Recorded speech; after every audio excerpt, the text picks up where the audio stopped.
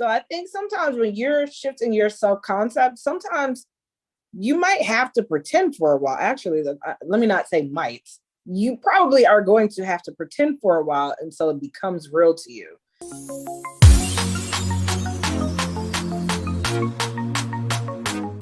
I don't know. Have y'all seen the movie Catch Me If You Can? Yes. Mm-hmm.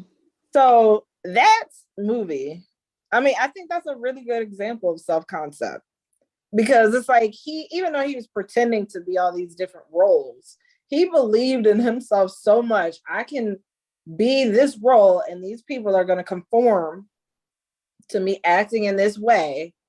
And he was so confident in himself that he pulled this off with multiple characters, right? So I think sometimes when you're shifting your self-concept, sometimes you might have to pretend for a while. Actually, let me not say might. You probably are going to have to pretend for a while until it becomes real to you. But just like he was pretending and people started conforming based on the character that he was playing. I think that a lot of times that's how you kind of have to kickstart self-concept, honestly. Yeah. And I think when you start seeing people conform to this character that you're playing, it makes it more believable to you. And then it kind of is a snowball effect. Then you start really truly assuming that self-concept. So, and I think a lot of people, as far as trying to get a specific person or trying to get a certain job, case in point, you go in for an interview at some large company. You come in with jeans, t-shirt on, you look like you don't care about yourself, they're not going to pay attention to you. I mean, you might be brilliant, and there's some outliers. I mean, I guess if you're like some math whiz or something, I'm talking about the average person, though. They're not going to pay attention to you. You come in there with a nice suit, you're speaking eloquently, you present yourself well, people are going to pay attention to you. It's the same thing with your self-concept. I think a lot of times when people are trying to get a specific person, they come from a place of neediness. Nobody wants to be with someone that's needy.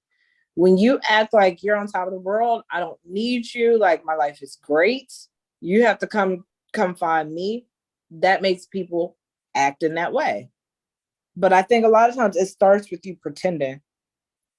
And that's not necessarily a bad thing. But I mean, like when we were kids, we used to pretend we were all different types of roles, You just kind of have to go back to that. And it's funny because the Bible talks about childlike faith. Yes. Go back to being a child. Pretend that you are what you want to be already. So that's my 2 cents on that.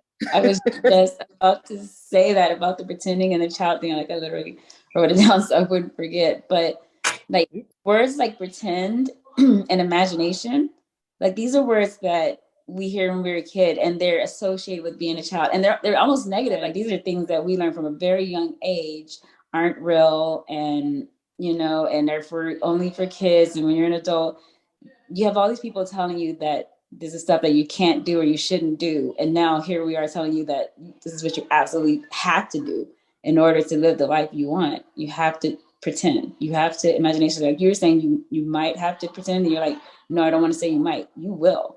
If it's not, if you're not looking at it in your 3D, you're gonna have to pretend it's in your 3D. And pretend is not a bad word.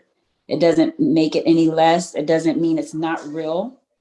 It means it's not here yet, but it's on its way. But you have to feel like it's already here.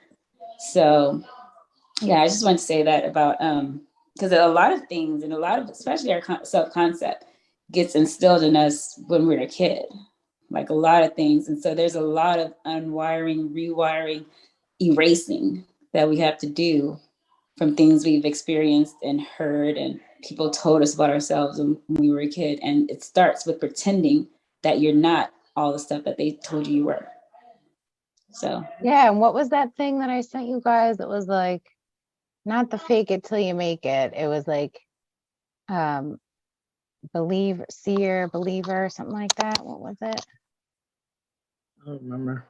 Believe it until you see it. That's a good one. But I don't know if that was it. I think it was something like that. And like, I guess I don't really like the fake it till you make it because fake, Yeah. I think I don't like the word fake. Yeah. But if it's fake is like has a negative connotation for you, then don't use it. Use the believe and the see. But we're taught at a certain age, you get to that point where you're like, welcome to the real world. Yep. It's oh yeah, they're not there yet. They didn't get that one let me down thing, or well, put your big boy pants on, put your big girl pants on. This is real life. OMG, I like cannot when people say that, because that is why everyone is in the situations that they're in that are not billionaires, millionaires, whatever. Because those people don't get to where they are listening to people like that telling them, oh, it's welcome to the real world, this and that. Like, no. That is, I think, a huge killer of self-concept. Huge. Because now you're listening to them telling you that. Now you're believing it. And now what? Now you're just stuck and you're not going to ever do anything ever again. And you just have to, well, I have to work my 9 to 5 and I don't know if I'm going to get Social Security, and you play the tape to the end, and now you're just like living in a van down by the river. And nobody wants that. Like, there's a way out, and we're telling you how it is. And so if imagination and Pretending. imagining creates reality, that's nothing that is here, that is matter, that is this pen, this comb, okay, was thought of before it happened. Right. It was a thought before it was created. Look at it that way. It was a thought before it turned into matter. Your thoughts create your reality. So, not that I'm saying like you have to control your every thought, but just start to become aware of them, because that's where you're going to find a lot of your beliefs and self-concepts are there.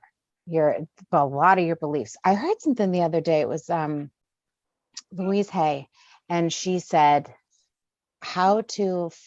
something about how to find out what your beliefs are. And it was like, all you got to do is like write down, be like, how do I feel about hair? Or how do I feel about climate change? Or like, how do I feel about medication? How do I feel about, like, just how do I feel about relationships? How do I feel about men? How do I feel about women? How do I feel about kids? Like, if you start to ask, if you're like, I don't know how I feel about those types of things, it just write, and just don't think too hard about it, because whatever is going to come out, it's going to come out. And now you know how you feel about that. And if it makes you feel good, then okay, now you know. But if it doesn't, then now you know that that's something you need to work on. And so it just kind of brings those things to light. So that's just so random, but I just felt like I needed to say it because I heard it the other day and I thought it was a really good tip.